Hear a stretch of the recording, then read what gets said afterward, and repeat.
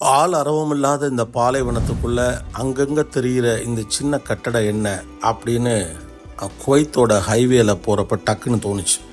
சரி நிறுத்தி பார்க்கலான்னு அப்படியே மூவ் பண்ணி போனால் கிட்ட போக போக தான் தெரிஞ்சது ஒரு கண்டெய்னர் மாதிரியான ஒரு செட்டப் இருக்குது.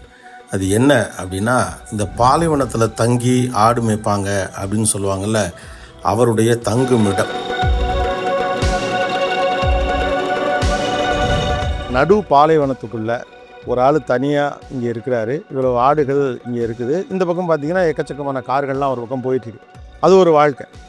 நம்மலாம் கேள்விப்படுவோம்ல, ஒரு பாலைவனம், அங்கே ஒரு ஆள் தனியாக இருப்பார், அவருக்கு ஒரு வேலை இருக்கும், அவருக்கு அதை தவிர எந்த வாழ்க்கையுமே இருக்காதுவாங்கல்ல. அப்படிங்க நிறைய இடங்கள் இருக்குது. அவங்களுடைய பெரும்பாலான வேலை மேய்ச்சல் தான். ஆடு, ஒட்டகம் அல்லது வேறு வேலைகள் அப்படின்னு அவங்களுக்குன்னு ஒரு சின்ன சின்ன வீடுகள் மாதிரி செட் பண்ணி கொடுக்குறாங்க. ஒரு காலகட்டத்தில் இந்த அளவு கூட ஃபெசிலிட்டி இருக்காதா. இப்போ அந்த ஃபெசிலிட்டி பெட்டராக இருக்குது.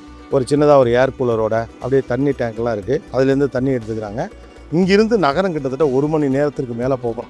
ஆனால் இந்த வேலையை விட்டுட்டு அவங்க போகலாம் முடியாது. அப்போ லைஃபே இவ்வளோதான். இந்த நடு பாலைவனம். இது குளிர் வர்றப்போ குளிர், வெயில் இருக்கப்போ வெயில், பகல் இரவு, லைட் ஃபெசிலிட்டி இதெல்லாம் கொஞ்சம் கம்மியாக தான் இருக்கும். இதுக்குள்ள ஒரு வாழ்க்கை. இது மாதிரி எக்கச்சக்கமான பேரை பார்க்க முடியுது. நீங்கள் கண்ணு கட்டின தூரம் வரைக்கும் பார்க்குற சின்ன சின்ன இடங்கள்லாம் இருக்குல்ல, குட்டி குட்டி குட்டியாக இந்த மாதிரி இருக்குது. சின்ன ஹட்டு மாதிரி இருக்குது, துணியால் செஞ்சுருக்காங்க, இந்த மாதிரி ஷெட்டு போட்டிருக்காங்க. இந்த ஆடுகள்லாம் இதுதான் காது நீளமான ஆடுகளாக இருக்கு. நான் ஏதோ இறை போட போகிறேன் அப்படின்னு வந்திருக்குங்க. இதுங்களே இறைக்காகத்தான் வச்சுருக்குறாங்க. என்னடி சொல்கிற? நீ என்ன சொல்கிற?